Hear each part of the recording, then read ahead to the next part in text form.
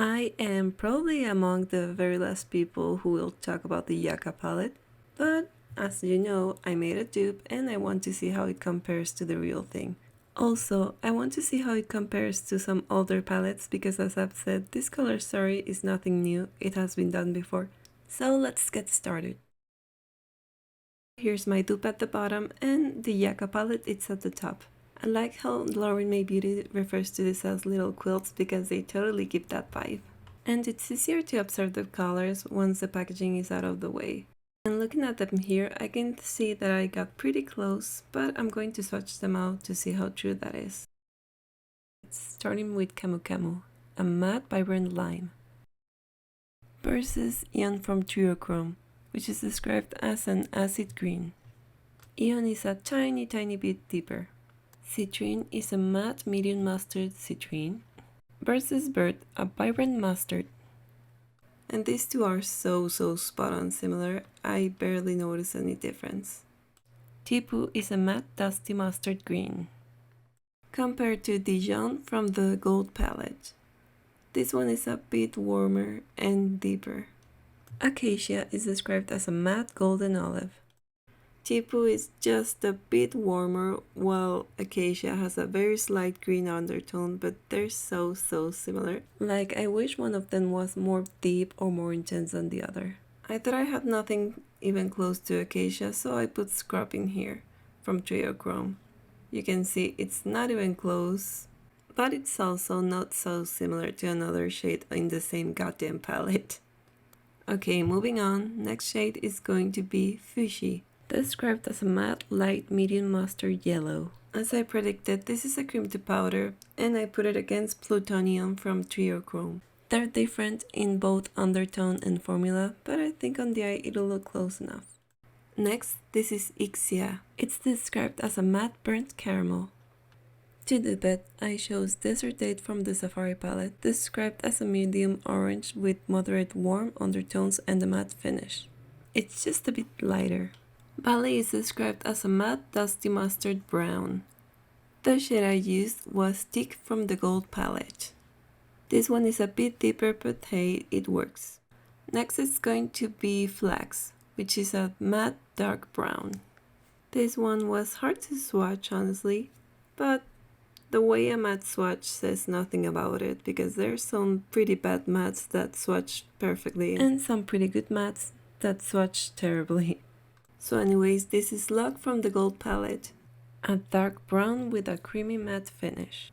Up next, this is Willow, a matte medium dark teal green. I used Python from the gold palette for this one, and it's a lot bluer and deeper. It's the closest thing to a green that I could find in the large palettes. Up next, this is Calathea, which is a matte medium dark olive green. Again, Natasha hasn't done green on her larger palettes, so the closest that I could find is Rhino from the Safari palette. And now for the fun part. This is Maquia, a sparkling foiled medium golden olive. The formula in this one cannot be matched, but I chose Antique Olive from the green-brown palette. This is not similar at all, but it's what I had closest to an olive. Next, here's Kamarebi, a sparkling foiled mustard gold. I used brass from gold in here, and it has a stronger base, but the texture is not that different actually. Next, this is Plantasia, a sparkling foiled green and bronzy rosewood duochrome. I regret not pairing it with brass because they look more similar, so I'm going to compare those later. I chose Kaba from the gold palette instead, and this one's so much lighter in comparison. I think it would actually look better for Komarebi's, so I'm going to switch those for the close-up. Now this is Ray, described as a metallic green gold. I don't know if you can tell, but this one doesn't sparkle at all, so I used Oro from the gold palette. I knew this one wouldn't match, and I thought nothing that I had would match, but it reminds me of a shade from Circo Loco, so I'll compare that later. And last but not least, this is Elysian, described as a sparkling foil medium top. When I saw this shade, I knew I wanted to use Industrial from the green-brown palette, but seeing it here, it's a lot cooler than the original. So yeah, here's the dupe. It's not exact, But honestly, I think I did a pretty good job considering all I had to use were those promo pictures and the leak that was available. The biggest differences are those olive shades because Natasha doesn't really do green. I'm glad to see she's stepping into it.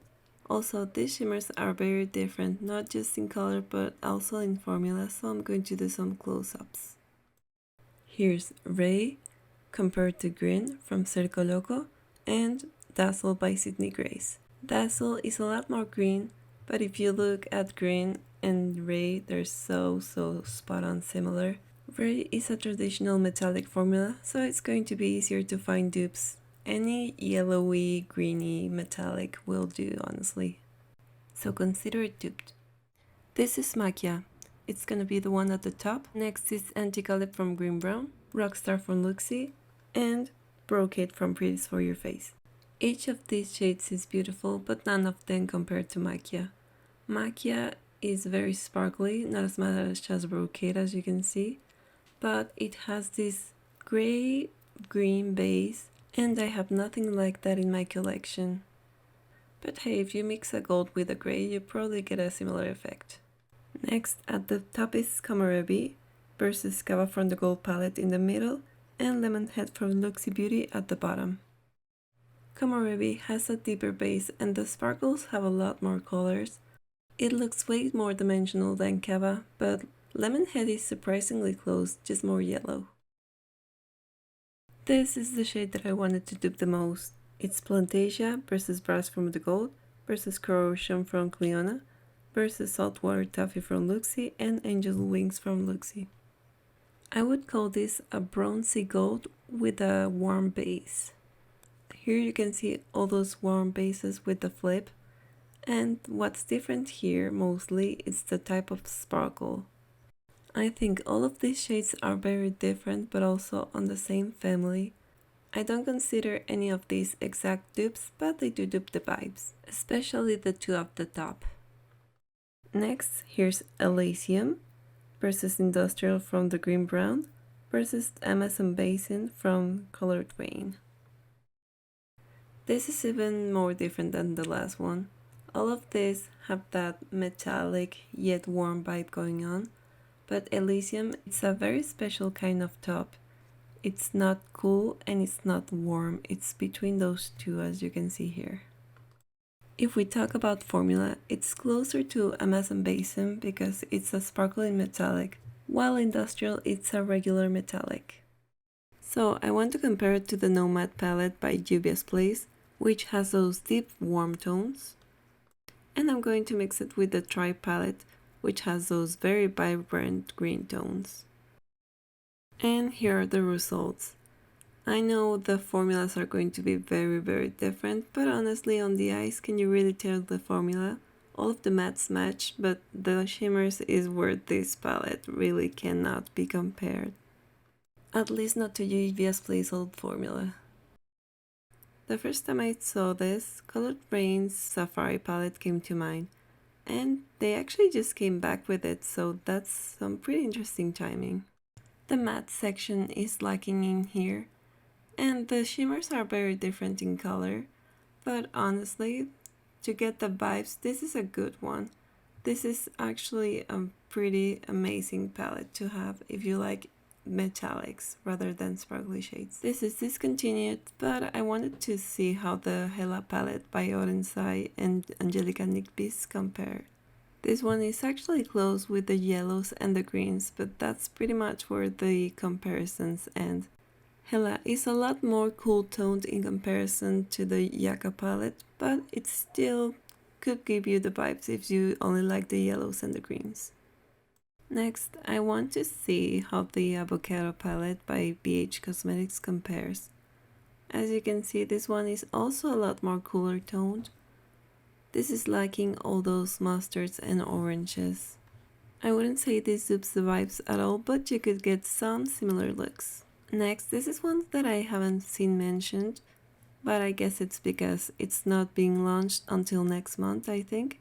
But Muse also seems to have a bit of similarities in here, so I'm going to swatch it. And as you can see, it dupes a good portion of the palette when it comes to the mattes. Actually, I just noticed that this palette, the Muse palette, reminds me a lot of Hela, the way it's looking here, like green and pink and a bit of yellow. So you missed out, maybe you could be interested in this one. Next up, here's highly controversial Subculture. And it's still as intense as ever. As you can see, it's a darker palette and it doesn't have the shimmers, but the mattes are actually kind of close, but deeper versions. Someone in the comments, you know who you are, asked about a MIDI dupe, so I got curious and this is what I came up with. I know this looks nothing like the real one, but just you wait. This is how that palette is looking swatched out shade by shade, and it actually looks kind of close in the mattes especially. So yeah, if you don't have this palette, I hope this helped you realize it's not as impossible to dupe as it seemed. And if you do have it, then I hope you've been enjoying it as much as I have. Thank you for watching and have a great day.